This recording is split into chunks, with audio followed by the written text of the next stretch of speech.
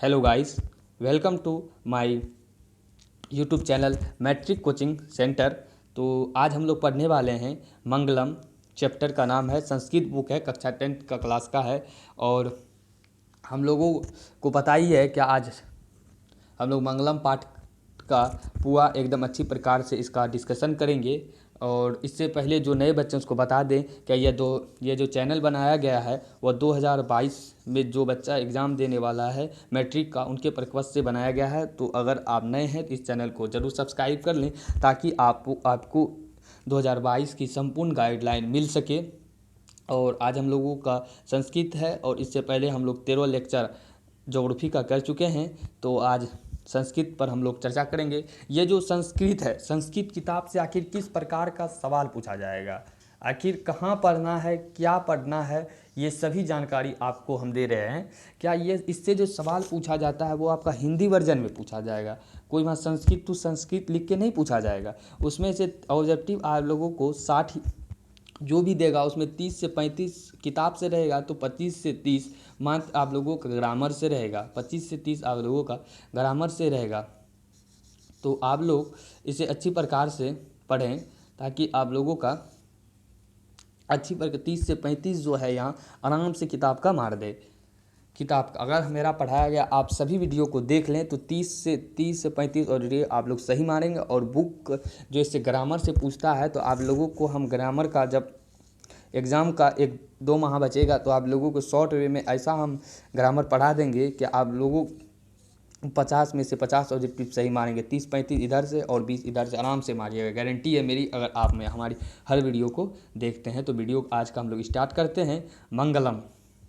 मंगलम से आखिर कई बार सवाल पूछा गया, आखिर किस प्रकार का सवाल पूछा जाता है, इसे किस प्रकार में पढ़ना चाहिए। इसमें से तो अगर 2 लाइन लिख के यानी श्लोक लिख के इसका वर्णन करने के लिए दिया जाता है तो आप लोगों को इस प्रकार बता देंगे। कोई भी लाइन किताब का लिखेगा 2 श्लोक तो आप लोग आराम से वर्णन कर लीजिएगा। उसके बाद इसका ऑब्जेक्टिव पूछा जाता है जो कि इसका अंदर में छिपा रहता है। जो ठीक प्रकार से इसका पढ़ेगा वही इसका ऑब्जेक्टिव बना पाएगा।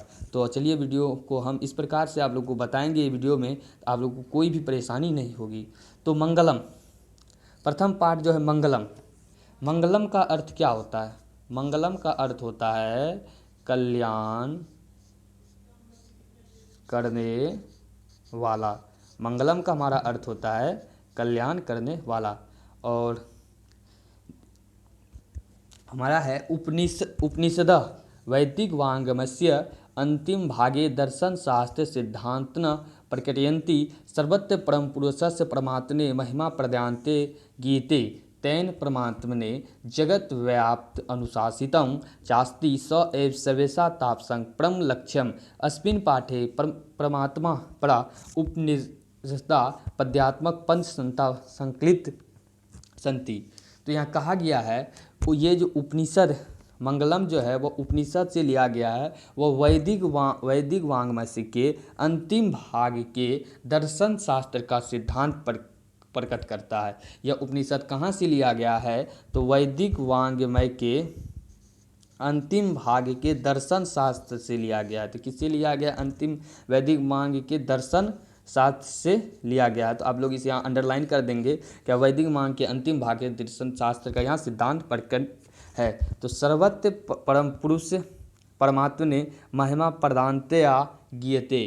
तो यहाँ आप लोग इसे नोट डाउन करेंगे कि कई बार पूछा गया है कि सर्वत्र सभी जगह किसकी महिमा गाई जाती है। तो यहाँ क्या लिखा हुआ है? सर्वत्र परम पुरुषस्य परमात्मने महिमा प्रदान्त्या गीयते। सभी जगह परम पुरुष का महिमा गाया जाता है। तो आप लोग इसे नोट डाउन करें क्योंकि कई बार यहाँ से पूछा है कि सभी जगह पर किसकी महिमा प्रधानता से गाया जाता है।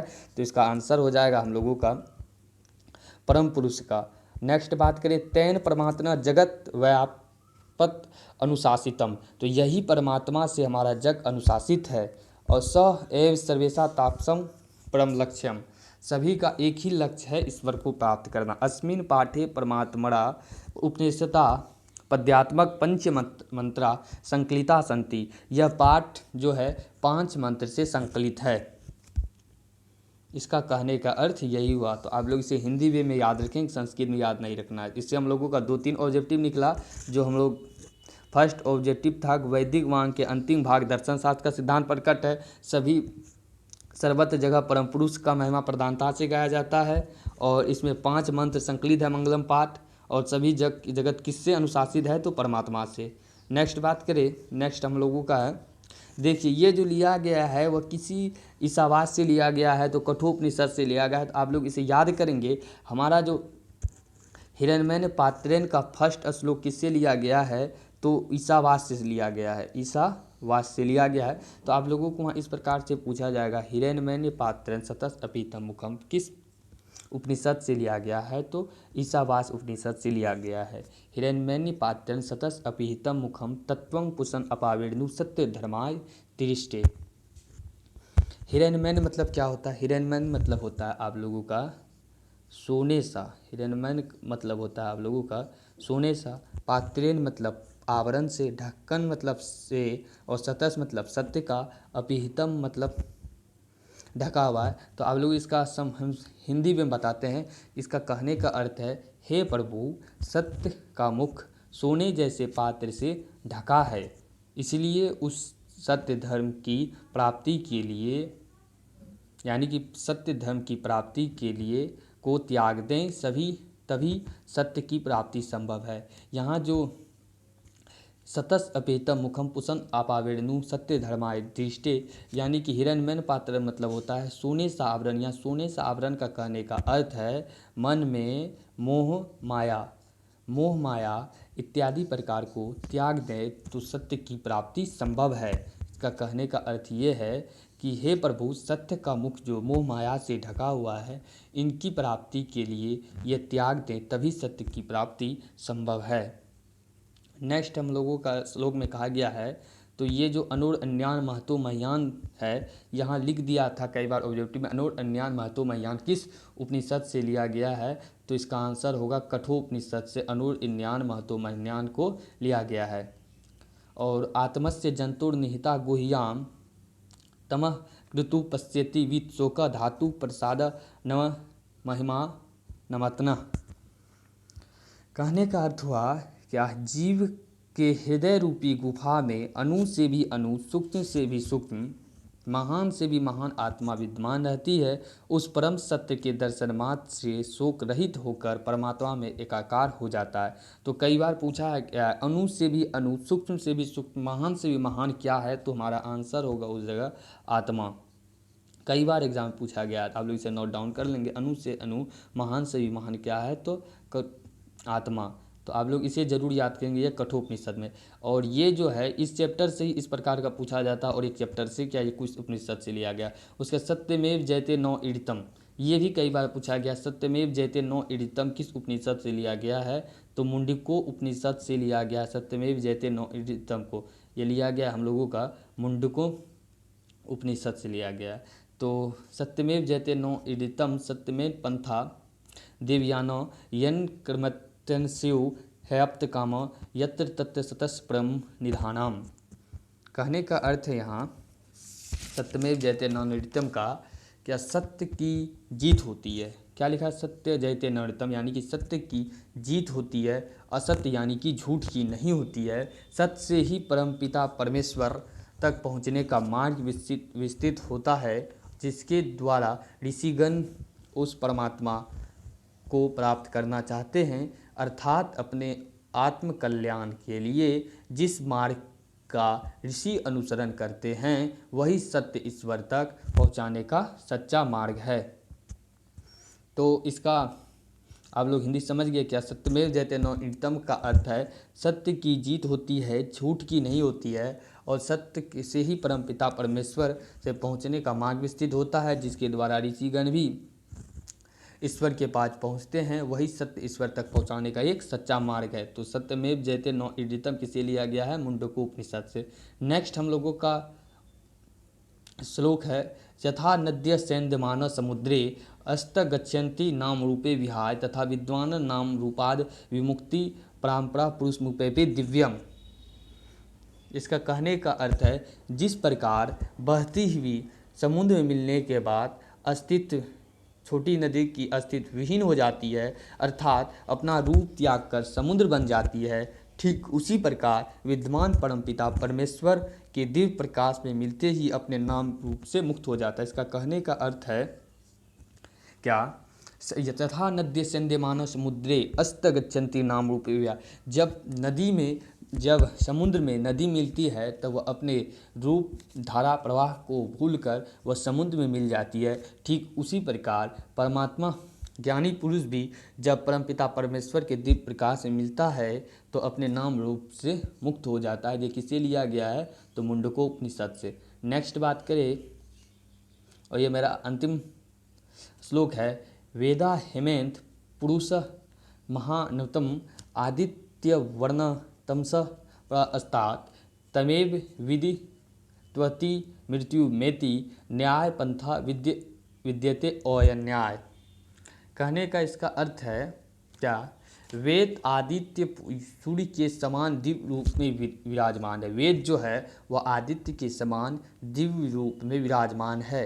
ज्ञानी जन उसका साक्षात करके अर्थात उस प्रकाश पूर्ण दिव्य स्वरूप वेद रूप ब्रह्मा को ध्यान करके मृत्यु पर विजय प्राप्त करते हैं। इसके अतिरिक्त कोई रास्ता नहीं है। तो वेद क्या है हम लोगों का, तो समान दिव्य रूप में विराजमान है। ज्ञानी जन उसका साक्षात करके अर्थात प्रकाशपूर्ण दिव्य स्वरूप वेद रूप ब्रह्मा को ध्यान करके मृत्यु पर विजय प्राप्त करते हैं। तो ये किससे लिया गया है, तो श्वेतांबर उपनिषद से लिया गया है।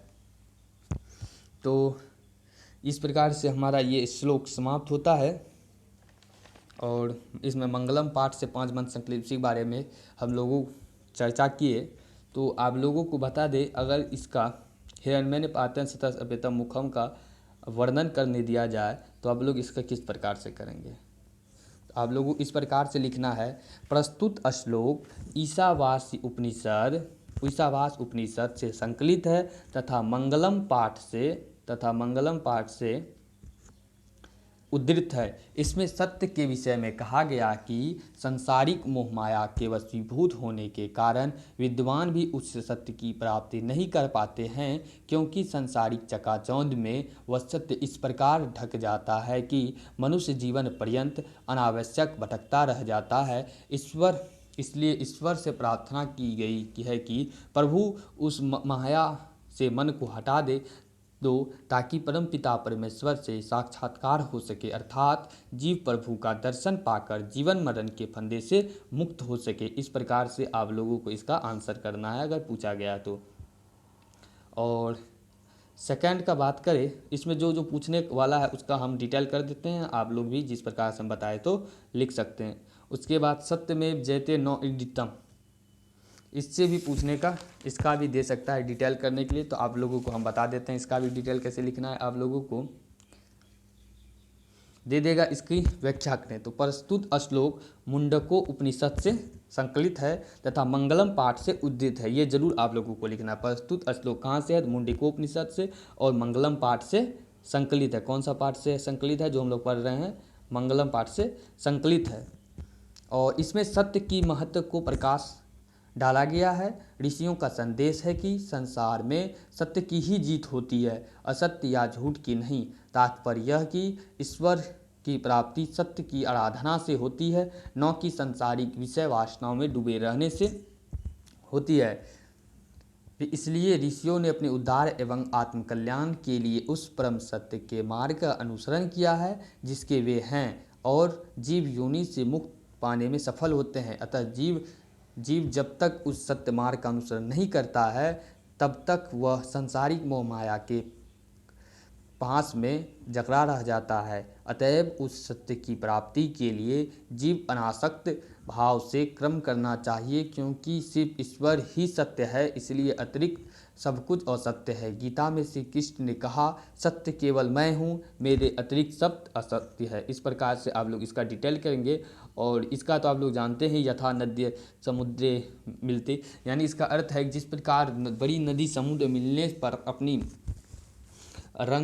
अपनी धारा इत्यादि को भूल जाती, उसी प्रकार विद्वान पुरुष जब परम पिता के दृष्टि पर आता है तो वह भी अपना रंग रूप और ज्ञानी को भूलकर उसमें समा जाता है। बस इसका कहने का अर्थ यही था। इस प्रकार से 2-4 ऑब्जेक्टिव निकला, जो आप लोग एक ठो यहाँ है वैदिक में अंतिम भाग से इसको बनाना है, और यहाँ 3-4 ऑब्जेक्टिव में के शॉर्ट नोट्स आप लोग बना लेंगे। और यह किस किस उपनिषद से लिया गया है आप लोग इसे ज़रूर याद कर लेंगे। और इसमें से कई बार ग्रामर भी पूछा गया है। देखिए आप लोगों को जो समझ में नहीं आएगा, दिया गया सत्य में मतलब होता है सोना सा पात्र, मतलब पात्र से, बस आप लोग इसे पढ़ लेंगे। और इसका थोड़ा सा ग्रामर आप लोगों को हम दिखा देते हैं। यहाँ देखिए ग्रामर, यहाँ कई बार पूछा गया है ओ जोड़ ए से क्या होता है। कई बार इस बार भी पूछा गया ओ जोड़ ए से क्या होता है। तो ए होता है सतस जोड़ अपिहितम का संधि विच्छेद, इसे आप लोग याद करेंगे। सतस जोड़ अपिहितम का संधि विच्छेद, सत्य जोड़ सतस जोड़ अपिहितम, पुसन अपाविर्णु का पुसन जोड़ अपाविर्णु, जंतो निहतः जंतो जो निहतः। इस प्रकार से आप लोग इसे याद कर लेंगे। और यहाँ जो ऑब्जेक्टिव है ओ जोड़ ए से क्या बनता है, इसे तो आप लोग जरूर उतार लेंगे। ओ जोड़ ए से आई बनता है, कई बार पूछा गया। इसमें आप लोगों को इस यह सब क्वेश्चन नहीं बनाना, एक बार सिर्फ पढ़ लेना है। और नेक्स्ट बात करें, और आप लोगों को ये सब एक बार सिर्फ देख लेना है और छोड़ देना है, क्योंकि इससे ज़्यादा पूछा नहीं जाएगा। और आप इससे जो हिंदी में अब सवाल पूछा जाता है, हिंदी में सवाल पूछा जाता है 8 या 10 नंबर का। तो आप लोग को हम इस प्रकार से बता दिए हैं, आप लोग इसका हर एक सवाल हल कर दीजिएगा। लेकिन आप लोगों को अगर हिंदी में इसका प्रश्न उत्तर चाहिए, क्योंकि अब हिंदी में 15 या 16 नंबर का पूछा जाता है, तो आप लोग कमेंट करेंगे तो आप लोगों को डिस्क्रिप्शन में मेरा जो लिंक दिया गया है टेलीग्राम चैनल पर, तो आप लोगों को वहाँ पर ये मिल जाएगा इसका हिंदी में प्रश्न उत्तर, तो आप लोग वहाँ से देख सकते हैं। तो आप लोग 1-2 बार इस वीडियो को देखें ताकि आप लोगों को अच्छी प्रकार से समझ में आ जाए। नेक्स्ट लेक्चर में बात करेंगे पाटलिपुत्र वैभवम, यानी पाटलिपुत्र के बारे में अच्छी प्रकार से जानकारी प्राप्त करेंगे। इस प्रकार से ये लेक्चर हम लोगों का आज का समाप्त होता है, जिसमें हम लोग जानकारी प्राप्त किए मंगलम प्रथम पाठ का। इससे ज़रूर सवाल पूछा जाता है, तो पढ़ते रहिए। Thanks for watching, thank you all of you.